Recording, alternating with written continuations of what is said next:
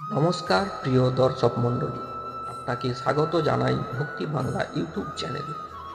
আজ আমরা আলোচনা করব এক পবিত্র ও আনন্দময় উৎসব, ঝুলন যাত্রা। শ্রাবণ মাসের পূর্ণিমা তিথিতে পালিত হয় এই উৎসবটি। শুধু আনন্দ নয়, ভক্তি, প্রেম ও আত্মার সঙ্গে পরমাত্মার মিলনের প্রতীক। আপনি কি জানেন কেন রাধাকৃষ্ণকে দোলনায় বসিয়ে দোলানো হয়? এই উৎসবের পিছনে রয়েছে হাজার হাজার বছরের ইতিহাস, গভীর আধ্যাত্মিকতা এবং অনেক অজানা রহস্য। চলুন ধীরে ধীরে আমরা সেই রহস্য উন্মোচন করি। ঝুলন যাত্রার সূচনা হয় বৃন্দাবনের সেই যুগ থেকে, যখন শ্রীকৃষ্ণ গোপীদের সঙ্গে বনভোজন, জলক্রীড়া ও প্রেমলীলা করতেন। বর্ষাকালে বৃন্দাবনের প্রকৃতি ছিল সবুজে ঢাকা, চারিদিকে ফুল, পাতা, মেঘ ও বজ্রের গর্জন।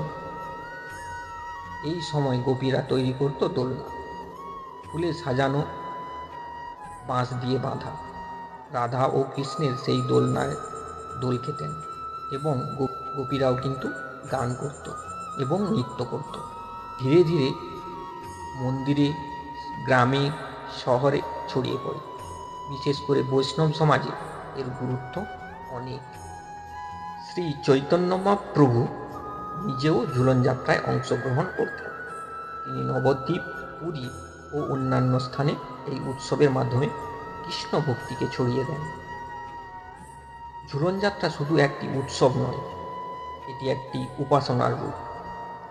দোলনা হচ্ছে আমাদের হৃদয়, আর রাধাকৃষ্ণ সেই হৃদয়ের কেন্দ্রস্থলে বসেন। এই দোলন যাত্রার প্রতীক হচ্ছে ঈশ্বরকে অন্তরে স্থাপন করে তাকে ভক্তিতে দোলানো। স্কন্দ পুরাণ ও ভগবত পুরাণে উল্লেখ রয়েছে, বর্ষাকালে ঈশ্বরকে বিশেষ ভক্তির সঙ্গে পূজা করলে মনস্কামনা পূর্ণ হয়।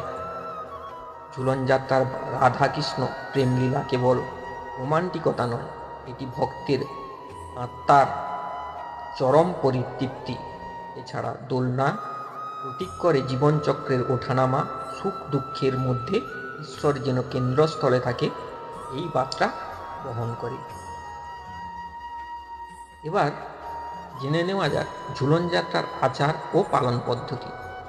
এই উৎসব সাধারণত 5 দিন ধরে পালিত হয়, শ্রাবণ মাসের একাদশী থেকে পূর্ণিমা পর্যন্ত। প্রতিদিন রাধাকৃষ্ণ মূর্তি বা বিগ্রহকে দোলনায় বসানো হয়। দোলনা ফুল, কাপড়, আলো, চন্দন, ফল, মিষ্টি দিয়ে সাজানো হয়। প্রথম দিন মূর্তিকে স্নান করানো হয়, নব বস্ত্রে সাজানো হয়।